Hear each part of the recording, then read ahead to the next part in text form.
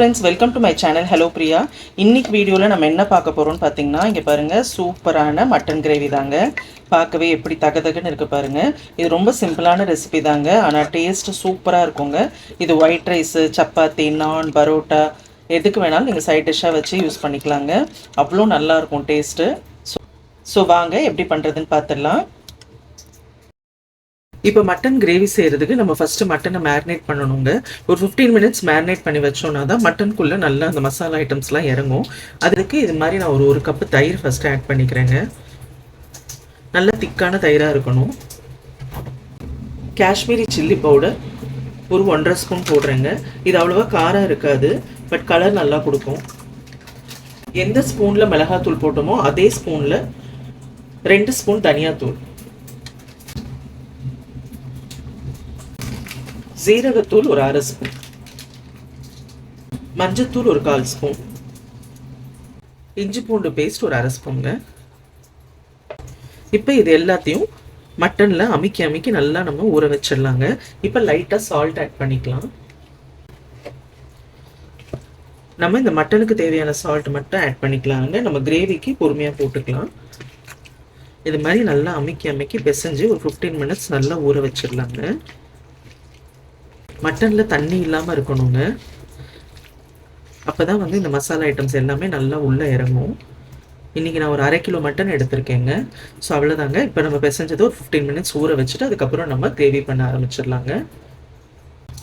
இப்போ கிரேவி செய்கிறதுக்கு நான் இது மாதிரி ஒரு சின்ன குக்கர் வச்சுட்டு கொஞ்சமாக எண்ணெய் விட்டுக்கலாங்க. இப்போ எண்ணெய் சூடானதும் நான் ஒரு 2 பட்டை, ஒரு 4 கிராம்பு, 2 ஏலக்காய், ஒரு அன்னாசிப்பு, ஒரு பிரிஞ்சி இலை வச்சுருக்கேங்க. இதை போட்டு தாளிச்சிக்கலாம். அது எல்லாம் பொரிஞ்சதும் நான் ஒரு பெரிய வெங்காயத்தை பொடியாக கட் பண்ணி வச்சுருக்கேங்க. அதை ஆட் பண்ணிக்கலாம். வெங்காயம் ரொம்ப கோல்டன் ப்ரௌன் கலர் ஆகணும்னு அவசியம் இல்லைங்க, லைட்டாக வதக்கினா போதும். இப்போ பாருங்க, இந்த மாதிரி கண்ணாடி பதத்துக்கு வதக்கினா போதும். இப்போ நான் ஒரு கைப்பிடி அளவுக்கு கொத்தமல்லி ஆட் பண்ணிக்கிறேங்க. கொத்தமல்லி ஆட் பண்ணிவிட்டு இப்போ நம்ம ஊற வச்சுருக்கோம் இல்லைங்களா மட்டனை, அதை வந்து அப்படியே ஆட் பண்ணிக்கலாம்.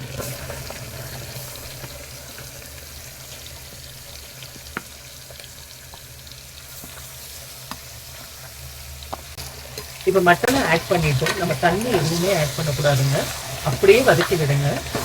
மட்டன்லேருந்து கொஞ்சம் தண்ணி வெளியே வரும், அதிலே வதங்கி மட்டன் நல்லா சுருண்டு வரணும். மட்டன்லேருந்தே அப்படியே தண்ணி வெளியே வருது பார்த்தீங்களா? இந்த மாதிரி மட்டன்லேருந்தே தண்ணி வெளியே வந்து கொஞ்சமாக வதங்கி அப்படியே சுருண்டு வருங்க. அதுக்கப்புறம் நம்ம தக்காளி ஆட் பண்ணிக்கலாம். இப்போ பாருங்கள், மட்டன் நல்லா வதங்கி சுருண்டு வந்திருக்கு பார்த்தீங்களா? இந்த மாதிரி வரணும். வந்ததுக்கப்புறம் நம்ம தக்காளி ஆட் பண்ணணும். ஒரு 2 தக்காளி கட் பண்ணி வச்சுருக்கேங்க, அதை ஆட் பண்ணிக்கலாம்.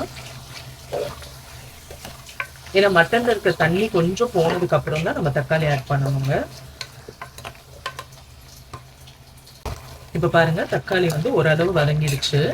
ரொம்ப வதக்கணும்னு அவசியம் இல்லைங்க, ஓரளவு போட்டு வதக்கினா போதும். இப்போ இந்த ஸ்டேஜில் நான் இன்னும் கொஞ்சம் உப்பு ஆட் பண்ணிக்கிறேங்க. நான் ஃபஸ்ட்டு மட்டனுக்கு தான் ஆட் பண்ணேன், இப்போ இன்னும் கொஞ்சம் உப்பு ஆட் பண்ணிக்கலாம். இன்றைக்கி நான் வந்து கிரேவி கன்சிஸ்டன்சியில் செய்ய போகிறேங்க, அதனால் நான் கொஞ்சம் தண்ணி ஆட் பண்ணிக்கிறேன். இப்போ ஒரு டம்ளர் தண்ணி மட்டும் நம்ம ஆட் பண்ணிக்கலாங்க. நம்ம அந்த மட்டன் மூழ்கிற அளவுக்கு தண்ணி ஆட் பண்ணால் போதுங்க. தண்ணி ஆட் பண்ணிவிட்டு ஒரு கிளறி விட்டுட்டு நம்ம மூடி போட்டு ஒரு 5லேருந்து 6 விசில் வச்சுக்கலாங்க. அப்போ தான் மட்டன் நல்லா வெந்து வரும். நம்ம இப்போ இது மாதிரி ஒரு மூடி போட்டு ஒரு 5லேருந்து 6 விசில் வச்சுட்டு நம்ம ஆஃப் பண்ணிக்கலாங்க. இப்போ நான் ஒரு 6 விசில் வச்சு ஆஃப் பண்ணிட்டேங்க. இப்போ நம்ம ஓப்பன் பண்ணிக்கலாம். இப்போ பாருங்கள், பார்க்கும்போதே எவ்வளோ சூப்பராக தகன்னு இருக்குது பார்த்தீங்களா? இப்போ பாருங்கள், நம்ம 1 டம்ளர் தாங்க தண்ணி ஊற்றணும். இப்போ மட்டன்லேருந்தே நமக்கு அவ்வளோ தண்ணி வெளியே வந்திருக்கு. இப்போ நம்ம இந்த ஸ்டேஜில் ஒரு 1/2 லெமன் ஊற்றிக்கலாங்க. கரம் மசாலா ஒரு 1/2 ஸ்பூன். எப்பயுமே குழம்பு வேக வச்சு நம்ம போடும்போது வாசம் இன்னும் நல்லா இருக்குங்க. இப்போ தண்ணி கொஞ்சம் ஜாஸ்தியாக இருக்கிறதுனால நம்ம கொஞ்சம் நேரம் கொதிக்க விட்டு கொஞ்சம் கெட்டியாக்கிக்கலாங்க.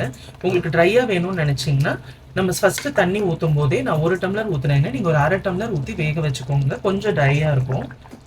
இப்போ நல்லா கொதிக்கட்டுங்க. இப்போ பாருங்கள், நல்லா கொதிக்குது.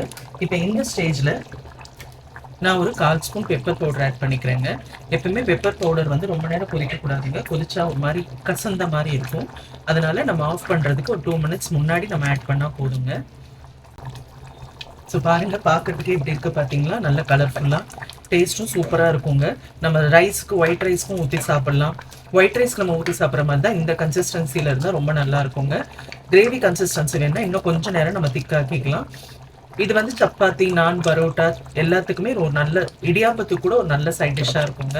ஸோ கண்டிப்பாக ட்ரை பண்ணுங்க, ரொம்ப நல்லா இருக்கும். ட்ரை பண்ணிட்டு எப்படி இருந்ததுன்னு சொல்லி எனக்கு கமெண்ட்ல சொல்லுங்க. வீடியோ பிடிச்சிருந்தா ஒரு லைக் போடுங்க. இது வரைக்கும் சேனலை சப்ஸ்கிரைப் பண்ணாதவங்க சப்ஸ்கிரைப் பண்ணுங்க. நம்ம அடுத்த வீடியோவில் சந்திக்கலாம்.